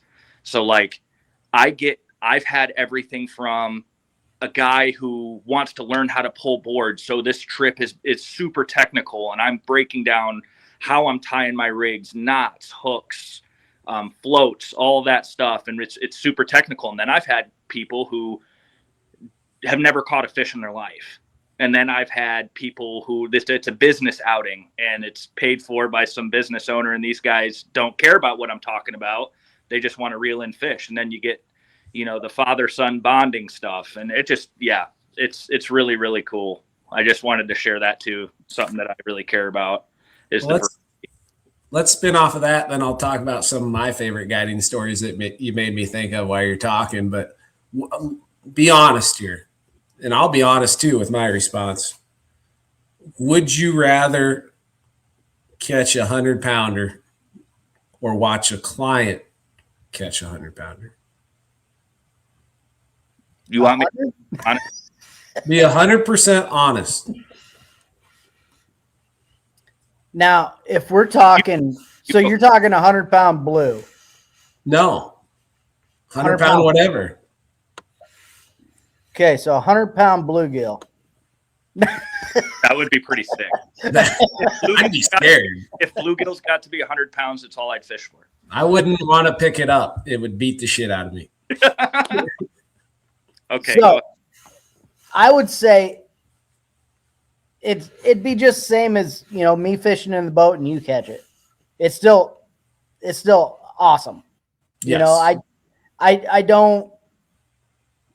I'm not ego-centered, I guess, enough that I have to be the one that catch it. 100%. because fishing to me, especially on my boat or your boat or whatever, it's a team sport. We're all there helping each other out. We're all a contributing factor. So I don't care who catches it. Right. I just want to see it. You didn't answer the question. Would you rather? I want to catch it. No. Okay. No, I can care less, truthfully. Well, you got to pick one. You can't ride the fence like that. That's cheating. You got to pick one. Well, they're paying me, so they might as well catch it. So are you going client or are you going yourself? They didn't have it. They didn't have it. What are you saying, Mike? I'm 100% client. Yeah. And yeah, that's just, there's no argument for me. Like even like how I was describing those children with 3-pounders. I mean, imagine like a 12-year-old battling 100-pound blue for like an hour. You know, that would just be the coolest thing in the world. Until he loses it, and then I throw him in. Keep that line tight. All right, I'll be 100% honest. I'm with you. It's a win either direction. I would rather catch a 100-pounder because I've never done it. Now, if I do it, then it flip flops for sure. Especially a flathead, like 100-pound flathead. Flat. Oh my god! Like I want to be the guy on the rod. Like I want to be the guy like who comes out in the ninth with the bases loaded, 2 outs. You know, one down by 3. head left for bait. I want to be the guy. I step up to the plate. But I will say, no matter what, I think it is more impressive when a guide has a client catch a 100-pounder than it is for a good fisherman to catch a 100-pounder, because like guiding changes the dynamic of a trip. Like a really good fisherman can make those switches and adjustments without worrying about the comfort and desires of clients. They just do what they do. They don't have nothing they're second guessing. They just go and do it. But a guide is managing comfort, enjoyment, and all those other things. And then you have a client who may be an experienced angler who's very good at reeling a fish in, or may not be. You bet. But they're hooked up to this freaky giant fish. And for them to coach that person or encourage that person in a way where they hook that fish, fight that fish, land that fish, and to do all that leads to a 100-pounder, I think is immensely impressive. It's way more impressive that way than if some good fisherman just goes out and catches that fish. You just describing that whole process gave me chills, and that's like what I do it for. Like, oh, sure. It's just so exciting. You know, like I say, I would rather catch the 100, but dude, if a client reels in 100, I'm crying. I'm not going to cry, but I'm gonna. I'll be that guy. You've cried on a guide trip? I've had, and I probably won't get into too much detail, but I've done some trips for disabled veterans that were sure. Just, and it was mostly conversation. Like nobody got hurt or anything of that nature, but there were just some conversations that were. I'm sitting in the front of the boat. You know, my coast is on and they can't see what's going on underneath, but just listening to some of those veterans talk is, so that kind of. I get that. Yeah, I absolutely get that. I've never been that with the veterans because I haven't had that many vets in the boat for guide trips. I did the Fishing for Freedom the last 2 years and had vets in the boat. That there weren't any there's a lot of fart jokes and very immature moments. Like there was nothing too serious with those guys. They came on the boat veterans. They left disabled veterans. Just back to like what I was saying earlier about like the variety of trips. Like I've had trips where like it was mostly therapy for that person, just like fishing is for us or somebody else, but it was in a different way. Like guys that just wanted to talk to somebody but be fishing. So like I've had to do that also, which I'm okay with, you know. But you're a bartender. Yeah, that's a great comp. Yes, yeah. Like they just need to talk, and so it gets heavy sometimes. No, the closest I ever got to tears, and it was a really cool trip. This dude about my age, he's probably mid-30s, he brought his two grandpas, like maternal and paternal grandpa. One was doing real good. One wasn't doing so hot. We got him in the boat. We didn't have a dock. He had a walker, and we got him in there. And once we sat him down, that was his spot. I moved a rod holder to his spot, and that was his rod. Plus, I was like, whatever, we hook a fish, you want me to hand you a rod, take it. And it was just one of those special days that don't happen very often. And we caught so many cat. It was the best numbers day I've ever had. Like of all the groups you want that to happen to, it was this group, and they called it quits like 2.5, 3 hours in. Like they had caught so many catfish that they were just ran out of juice. And that guy, he gave me a big hug and said, "This is probably my last fishing trip I'm going to have in my whole life." And that was one hell of one to go out on, and gave me a big hug. And I was real close to tears. And oh man. But then I heard a turkey gobble, and I went, yeah. The beer in the cooler calling. And no, that was actually the day where we were. No, that wasn't the day. No, I thought that was the day where I was out there in the boat and heard the turkey gobble, and then I dropped him off and went and chased him. But that was a different day. Yeah, that was the closest I've ever been to tears, for sure. Definitely warranted there. Yeah, that's pretty good stuff. Have you ever had a trip like this? So I was, when you brought up taking the kids and the parents, it made me think of it. So I booked this trip through email. I didn't ask anybody's ages or anything like that. I show up at the ramp, and 3 kids are standing there waiting for me. They're early. They look ready. They're jacked up, ready to go. And they're just kids. I'm like, where's your parents? What? And they're like, they're not here. I said, how old are you? He said, I'm 16. Okay. How old are you? I'm 17. Are any of you 18? Because that's my rule. I will not, there's got to be at least one person 18 or older on the boat, or we're not going. And then the third one was like, I'm 18. He could have lied to me, but he said he was 18. I didn't check ID. He for sure lied. Yeah. No. But I ended up taking him out, and it was a good time. It worked out okay. But that is one rule. Like, I got to have somebody 18 or older, or I'm not going. Yeah. Yeah. I would like to start kind of the process of getting a boat like Michael's is I want to start a kids club at a lake that is close to us, to where, once a week for a month, I take out 4 at a time. So I'll do 4 on a Monday morning for 4 hours, 4 on a Tuesday, 4 on a Wednesday, and then do that once a week for for a month, and then swap it out for new groups. So 4 on a Monday, 4 on a Tuesday, 4 on a Wednesday. That way I'm done by, let's say, 10 o'clock with the kids club, and then I can run a guide trip after that. But it gives 16 kids a month a chance to come out and fish for a month for 4 hours a day. I think that'd be awesome. Yeah. I would love to do that and charge, minimal amount, but that's what I want to incorporate. Probably won't be this year, but hopefully by next year I can get that lined up.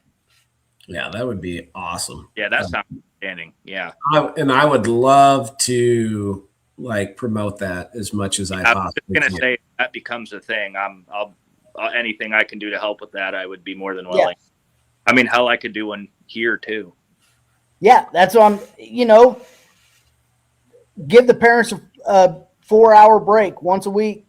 That's 4 hours less of daycare they got to pay, or, just get a break in the summertime or whatever. Daycare. But for that month, they get 4 chances to go out on a boat and learn about fishing.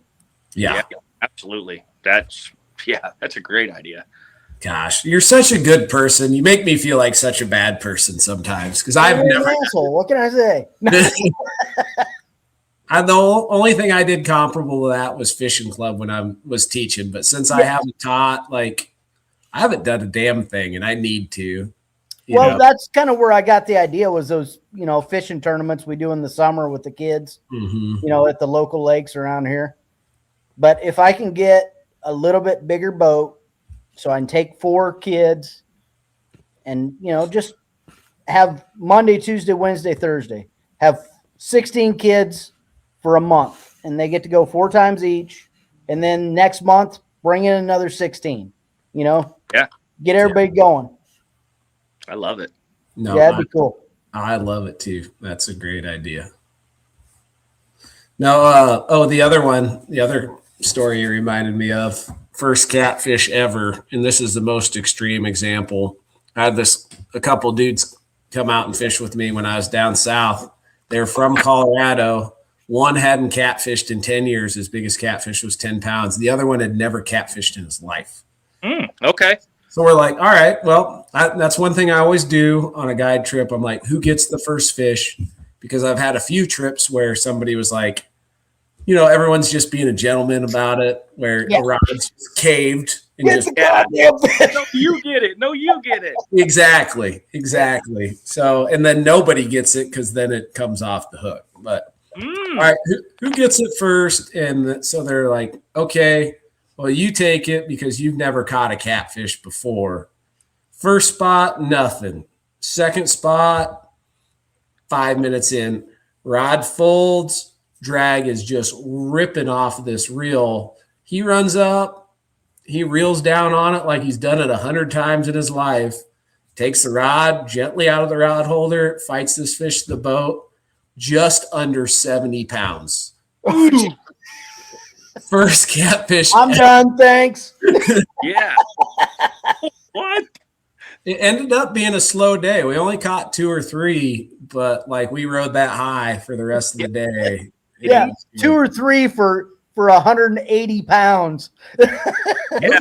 Honestly, it was probably 68 and a 35. So yeah, we're over 100 there, and then added 20 or 30. Yeah, it was a pretty good day. You'd have won a tournament. Yeah, we would have done all right. We would have been top 10 for sure. You'd have won Alton. Oh, man, yeah, that's tough to beat. Yeah. Well, that's the most extreme example. Unfortunately, you don't get that opportunity in Iowa. Fortunately, you get the numbers opportunity in Iowa. You don't get the showstopper giant fish, which that's the confusing part, I think, for people when they're looking to book a trip. Yeah.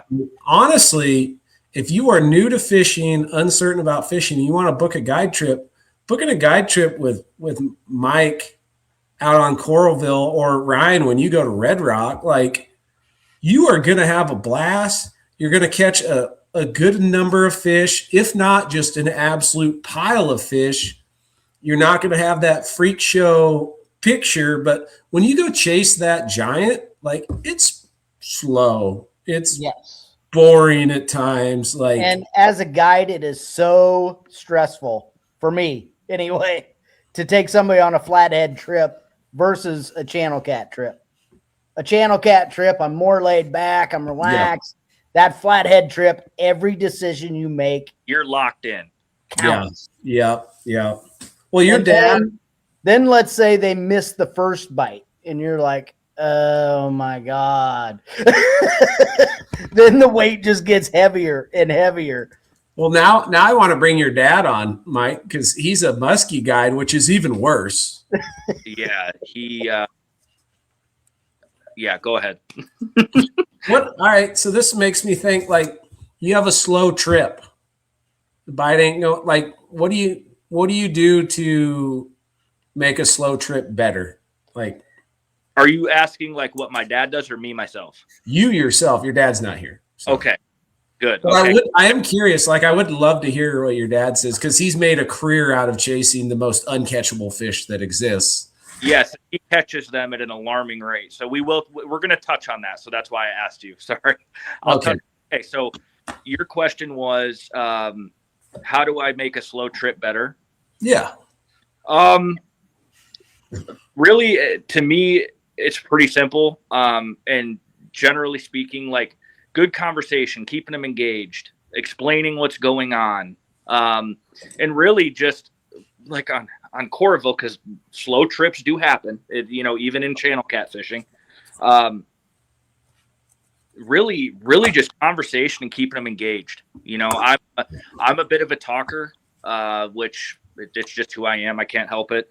I'm really passionate about what I do.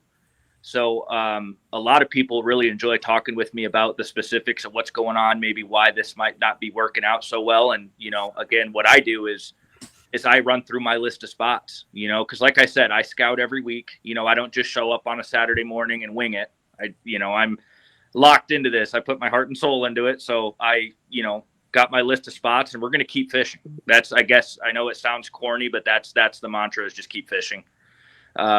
Keep the conversation good, keep it light, and it's at the end of the day, it's fishing. You can't make every fish you go over bite. I know you guys know that too.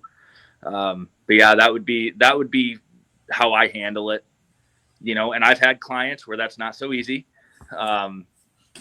It's just like you guys are guides. You understand, like, having to temper expectations and understand that some clients' expectations are different than others.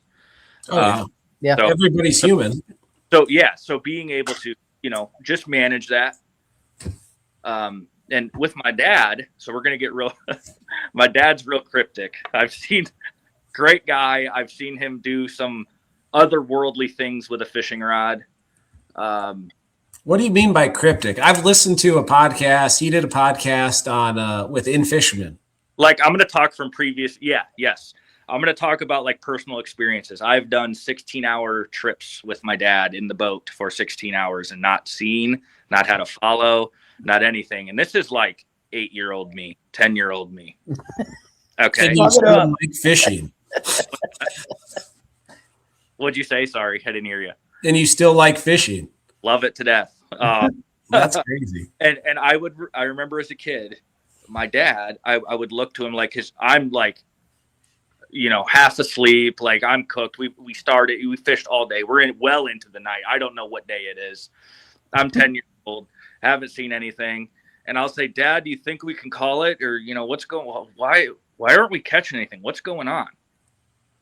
And he would just turn and look at me, not angry or anything. He said, just keep fishing.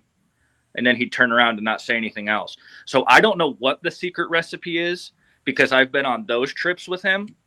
Non-guide trip, we're just fishing, having a good time. And I'm throwing a 9-foot Thorne Brothers custom with a 1-pound bulldog at 10 years old, doing my best. I probably need shoulder surgery from that to this day.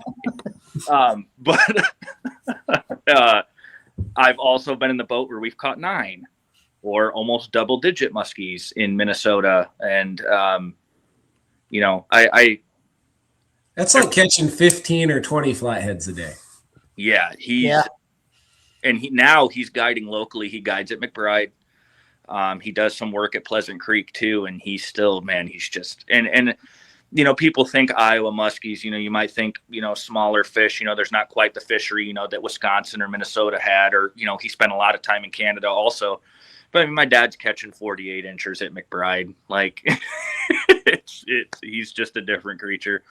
And there is something to that, like fishy dudes find fish no matter where they're at. Well, and here's the thing, like, yes, he's a muskie. Like, that's how people know my dad is muskie. But like growing up, I mean, we would do smallmouth. We did walleye. I mean, like, and I'm trying to be humble, and I'm sure he's probably watching this right now. So like, I mean this in the most humble way possible, but he's elite at all of it. Like, well, that lends me to think, how the hell did you end up being a dirty old catfisherman? Okay. So, is he disappointed? Does he like, yeah, my son's a guide, and then like, what does he guide for? He just puts his head down, is like a catfish. I've taken, pulling boards and stuff, and he's like, oh yeah, this is fun, but like he's like, oh, what the hell's the matter with you? He's just messing around. But like, I'll tell you the story. You guys want to know the story? I asked. I want to know. Absolutely. Okay, so this is going to be a bit of a long one.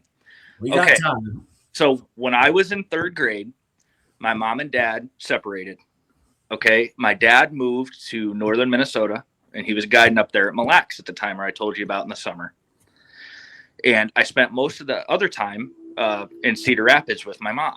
And in Cedar Rapids, you have the Cedar River, and then there was a small creek that fed, the Cedar River fed. It was called the Indian Creek. And it was a block or two through the woods, and I'd walk down there with my night crawlers, and I'd catch buffalo, and I'd catch drum, and I'd catch little smallies, just kind of dinking around. Until one day I got brave and I started wading up the creek and finding all the deep holes and, catching these same fish. Well, I rounded this corner, and there's a private golf course that this creek runs through. And golfers would yell at you, but you just sneak your way through. And there was this little mini Lowhead Dam deal that was from probably the 50s-ish. Super old, decrepit, dangerous, rusty, all the things. And it was the deepest spot in the creek. There was like an 8-foot hole there. Oh, wow. And my mom would give me like 3 or 4 hours, and I needed to be home because I was still pretty young. And I got all the way up there in record time while fishing, and I had a couple crawlers left, and I remember the rod. It was my dad's going to be so mad at it. He's going to be so mad. I don't know if he's ever heard this story. He had left me with a Loomis ultralight, G Loomis. This is like a $400 ultralight, and I'm dragging it through this creek. Catching drum. Yep. I mean, he gave it to the 10-year-old. Yes. Yeah. There's a little bit that's on him here. And up until this point in my life, other than the bullheads I had caught up north, which this was pre 3-pound bullhead Minnesota trips, I had never really caught a catfish in the creek. So I wasn't familiar with them. Anyway, I get up to the dam, and I've got like an hour to spare. First pitch in there, and the ultralight with 6-pound mono screaming. And I'm like, oh, big small. Oh, shit. Was not a bullhead. No, it was not. It was a really, really upset 4-pound-ish channel cat. Nice. And I get this thing to the bank, and I'm like, I've never caught one of these before. This fight lasted way longer than a muskie fight. I was very unsure on handling this thing. And mind you, of course, I had not good footwear. I was wearing some slides, some like Adidas slides barefoot. So I've got, gravel in my shoes, and like this thing's freaking out. So I do the really, really stupid thing. And I put my foot near the dorsal, and it flopped, and that spine went through the bottom of my shoe and into the bottom of my foot. And I think it infected me and made me a catfisherman. Nice. I caught fish. I couldn't think about anything else. You got vampired into catfishing. That's right. I still as I'm telling that story, I can just visualize it perfectly. Like I still remember what that fish looked like. I'm just imagining the fight your parents got into over this. Like, you allowed him to go catch catfish, and now he's infected with catfish. Yeah, and I call him, and my dad was always like super supportive, because fishing always stuck with me, even with the separation and all that stuff. So I called him and would tell him like, Dad, I went down to the 5-in-1 and caught like an 8-pound flathead. It was my first one ever. And he's like, oh, cool. Yeah, that's nice. So he's in the special ed department.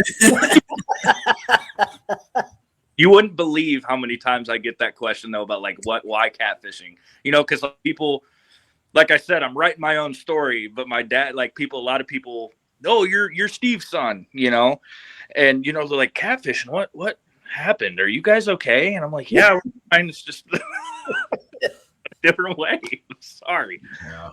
But no, he loves it. I've taken him a handful of times. He thinks it's a blast. He's who he is. Every walleye guy or muskie guy I've ever been around, and I tell them how I'm ate up with catfish, and the running term for it is, oh, you like them turd rollers. You fish for them turd rollers. Yeah, bottom feeders, whatever you want.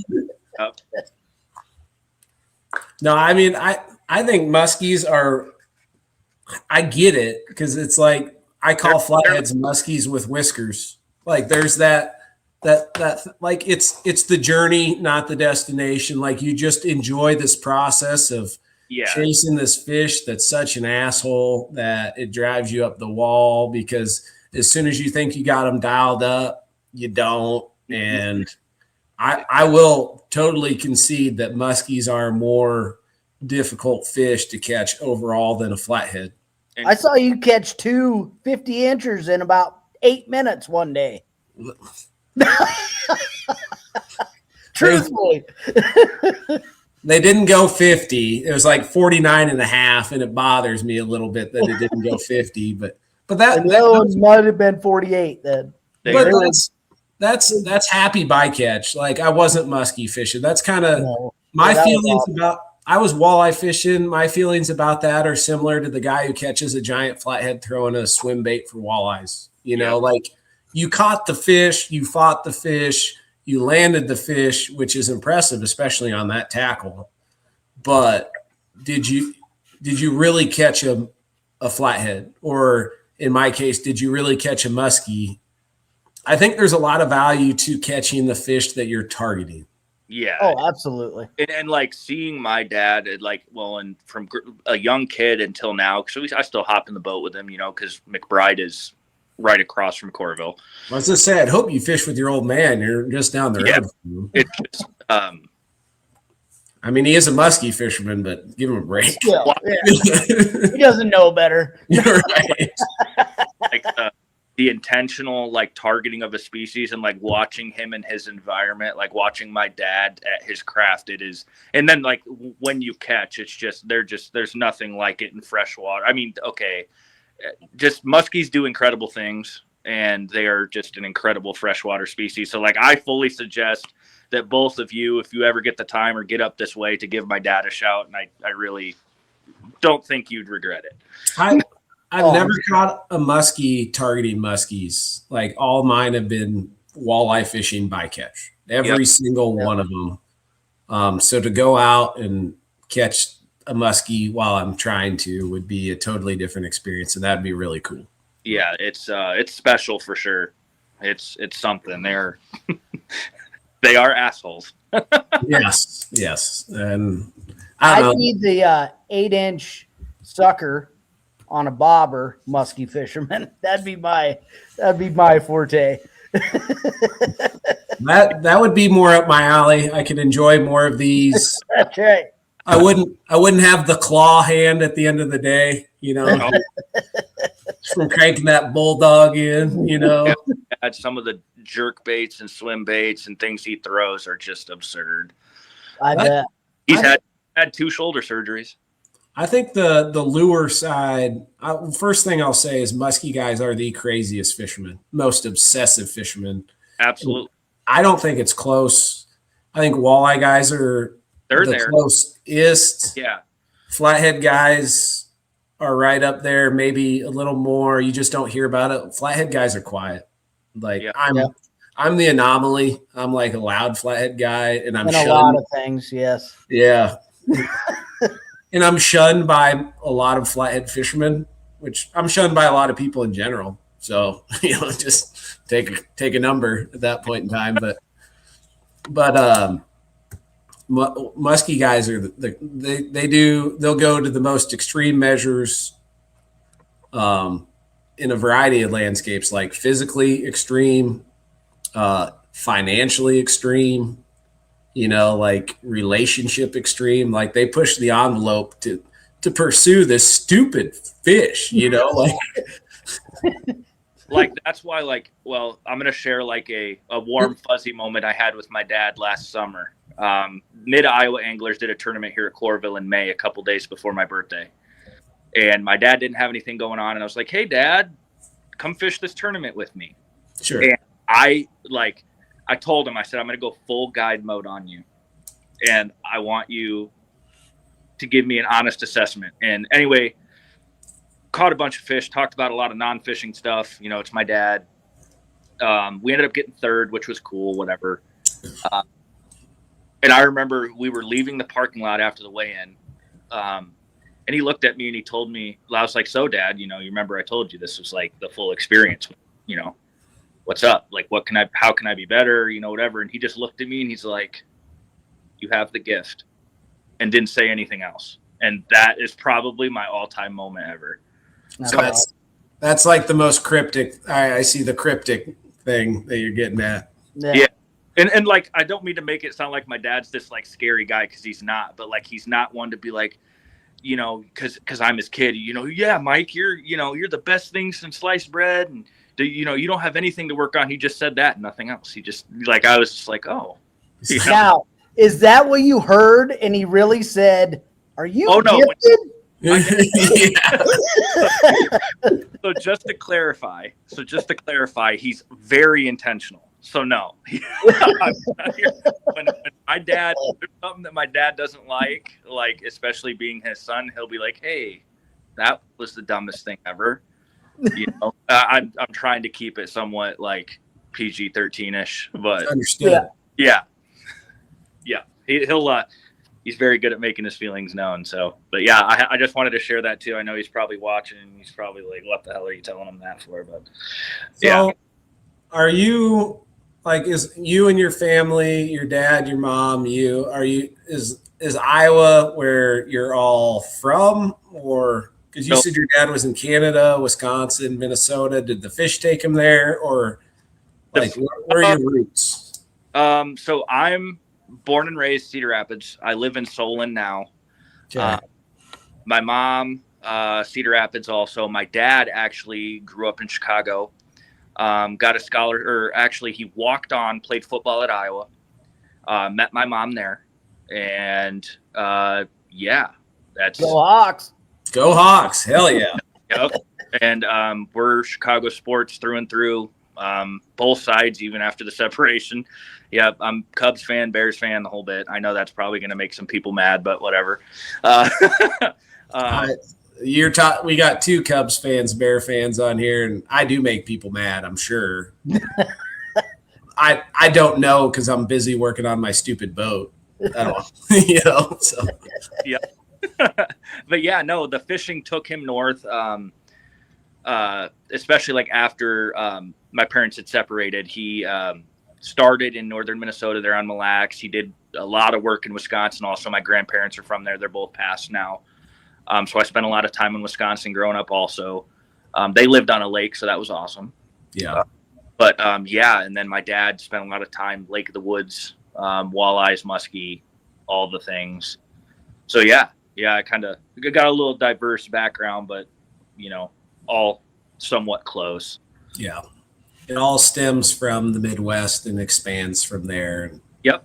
Strong Iowa influence, but you get around. So I can relate on that. Like, I have a strong Iowa influence, and all my family's from Iowa in some capacity. My mom's side's barely in Iowa, almost Minnesota. Okay. But I get around, obviously. But I'm the catfish guy, so I end up gravitating south instead of north. Yep. But it works out good because I don't have to worry about ice. Yeah, man, I tell you. I can't wait till I don't have to worry about ice. What do you mean? Like, ice is out? I tell my wife. I mean like forever. Oh, I got you. Pack my shit up and I head south. I got you. Farms for sale in East Tennessee right now. I tell her. Somewhere, Tennessee, anywhere that doesn't get like actual ice would be cool. Tennessee's like a really good place for horses. Yes, it is. Yeah. They thrive in East Trail Tennessee. Riding in the mountains. Oh, yeah. And I could sell her on that. Yeah. You start another side business. You can actually make money from your horses. Yeah, you could do your guide trips and she could do trail rides. She's a winner, so she pulls her weight, don't. Heck yeah. So I went, real story. We did a family trip to Galena, Illinois, which I didn't know anything about it. Apparently it's a tourist trap. Now can confirm it's a tourist trap, but yes, there were many times. Ella wanted to go on a goat hike. I'm like, what the hell is that? So apparently you show up, they have like 30 goats that they let out once a day or twice a day or what. No, they do it multiple times a day. And the goats just follow this path, eating the shrubs and stuff on the way. And then you have your tour guide that just talks about goats for a half hour. as you follow the goats. And then they end up back where they give started. you shoe covers? Dude, Spencer, like what were you like during this? Were you just like I was just counting the money they were making because I'm like, I spent $20 a person, and there's like 50 people here. So we're at Shit. $1,000, and you do it 4 times a day. dude, And then you could scale it because you could have like your 30 goats here, and then you could have your 30 goats here, and you have double 2 people. I've got 7 goats. Like, what are you guys trying to do? Yeah, I mean, shit. Planting the seed, apparently. We can buy some goats. That's awesome, dude. That's funny. But you figure like $4,000 a day in basically passive income. You pay this high school kid $12 an hour, so they're there for 6 hours. All right. Hell, pay them $100 a trip. Every time you walk a lap, that's $100. Right. You're still, everybody's happy. Yeah. And honestly, I think it's a great idea because like even me as that person who's just counting dollar signs, I kind of enjoyed it. Like the tour guide, like she made it like it was okay, and she made it better because she was talking about the goats like habits. I don't know shit about goats. Then also talking about like the native flora and fauna that we were around. You were on a guided goat walk. Like she's yes. 1,000,000%. That was exactly what I was on, and it was a whole lot of fun. I respect it. Yeah, that's legit. Just walking down a trail full of goat shit. Yeah, you definitely needed to watch your step. But it's interesting because they're herding animals. So you have like one lead goat, and she talked about this. I didn't know this until now, but you have this like lead goat that all the other goats follow. Now you're a goatologist. Yeah. I'm sure I'm going to go upstairs after this, and Michaela's going to be like, so when are we going on the goat thing? No, tell her we're not going on one. We're starting one. I know. We're going to East Tennessee. Like, dear, we have goats at home. Like, you can't go to Galena. The market's saturated, so you have to go to East Tennessee to get people to go on your goat tours. Yeah. Yeah. Oh man, that's funny. That's great. Well, we've been on for almost 2 hours, boys. Let's throw in our last cast here. Last cast. Talk about whatever your parting message, how you want to end it, whatever you want to end it on. Oh, time out. We didn't do the like and share giveaway. Give me all right, we got to do this. Like and share. Let me find the shares. It's going to take you a while to count. So while you're counting, I'll do my last cast.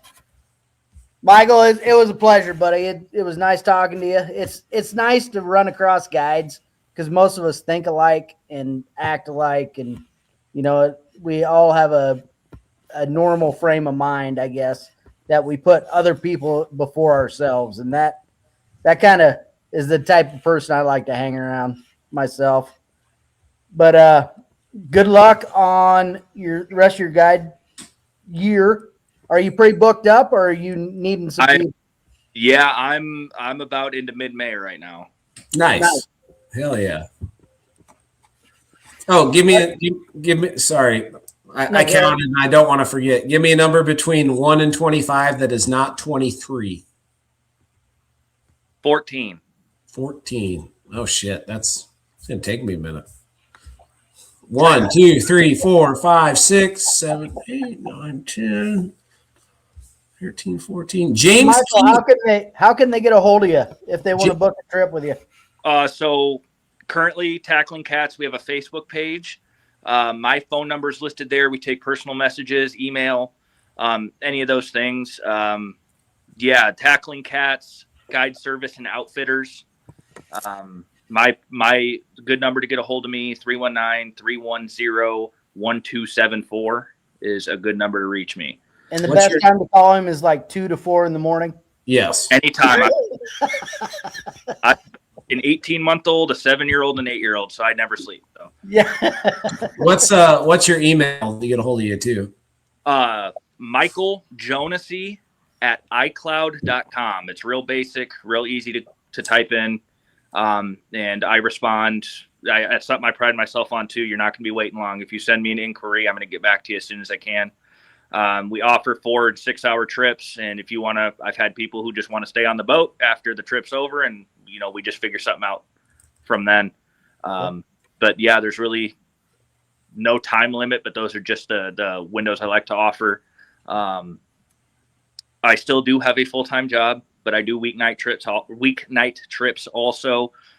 Saturdays and Sundays are generally the best, but those weekday trips for people looking, it's pretty quiet out there. So if you want to book during the week, I highly suggest it. Hell yeah. How long are your weekday guide trips? What's that? So I love weekday guide trips. The best. Get away from the hassles. You bet. How long are your evening trips? Is that a 4-hour trip, 6-hour trip? So we still offer the 4 and 6 hour window. So like I usually will go 5 to 9 or 5 to 11. I've had people stay until the sun comes up. So Nice. that gets a little interesting. But we're not quitters over here. So Hell yeah. All right. So the like and share giveaway, James Keel, I think I pronounced your name right. Shoot me a message with your address and email address, because they'll send you the gift card digitally. So send me both of those, James Keel, and let us know you're listening or still on here, because for some reason most of them are not by the time they win. well, we got one. We've got one, and that worked out good. But I'll Was do it it. the guy that won twice? no, the guy who won twice didn't Didn't make it. never followed up, but that's part of the fun. You got to be present to win. That's There's no participation trophies. Like you got to be here. That's right. Yeah, I'll do my last cast if that's all right with you guys. Yeah. I'm ready. Send it. So this will be kind of a last cast / shout out to a handful of people, but I just wanted to start by saying to Spencer and Ryan, it's a pleasure being on with you guys. Oh, you've been so much fun, man. This has been great. We're definitely going to have you on. Like, I enjoyed myself. Like we'll have you on with somebody else too, so we'll get like the discussion going with everything. It'll be a great. But and I just wanted to thank you both receiving the message today, or when you had asked me to come on. It was a really exciting moment for me. I really worked hard at this, and just being able to be on this platform with you guys means a lot to me. And I just wanted to thank everybody I'm sure that's maybe still watching that is in my little support group that I got. My mom, my dad, a couple other guys, Colton, Martin, Chris, Brian, close friends of mine that have supported me along the way and made this dream possible. And it's just really, really cool opportunity. And I just want to thank you guys again for allowing me to be here and talk with you guys. It's been a really, really cool experience. So that'd probably be my last cast. shucks, you're making me blush. That's your raccoon eyes, bud. What's that? I said that's your raccoon eyes. Oh, I worked hard for those, man. Like, you don't just wish for. You can't buy these. You got to earn these. Okay. Yeah, that's an earned deal.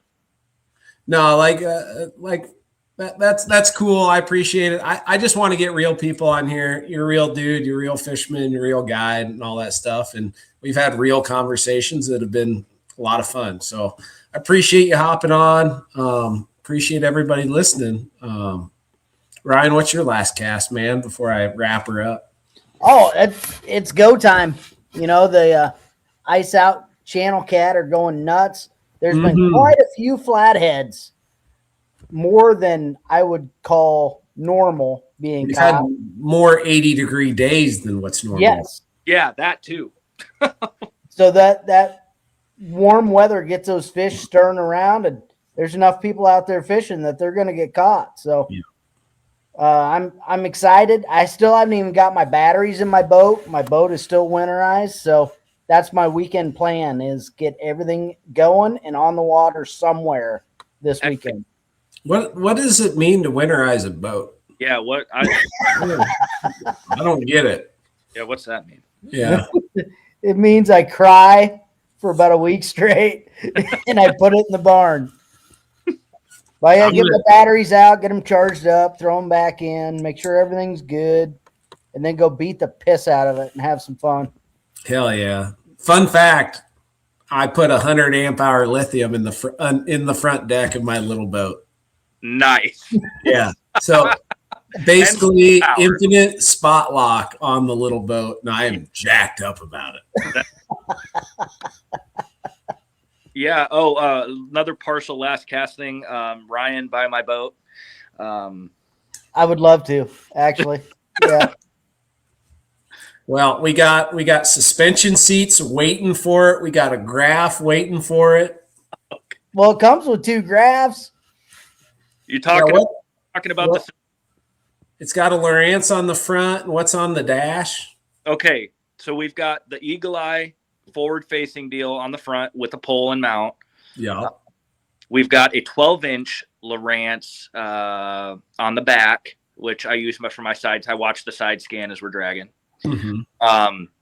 And then at the helm, we've got a 7-inch Garmin with down scan. Gotcha.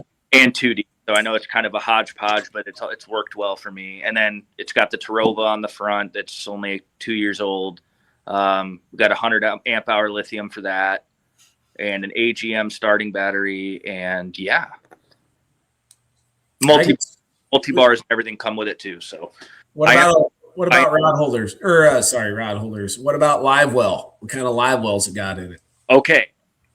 So it's got 2 40-ish gallon ones. I know, like, it's not ideal for like a tournament setup, but I use the one in the front as like an actual live well, and then I use the one in the rear to hold my obnoxious amount of planer boards. And yeah, but it works. I just use it as storage. There you go. Perfect. It's efficient.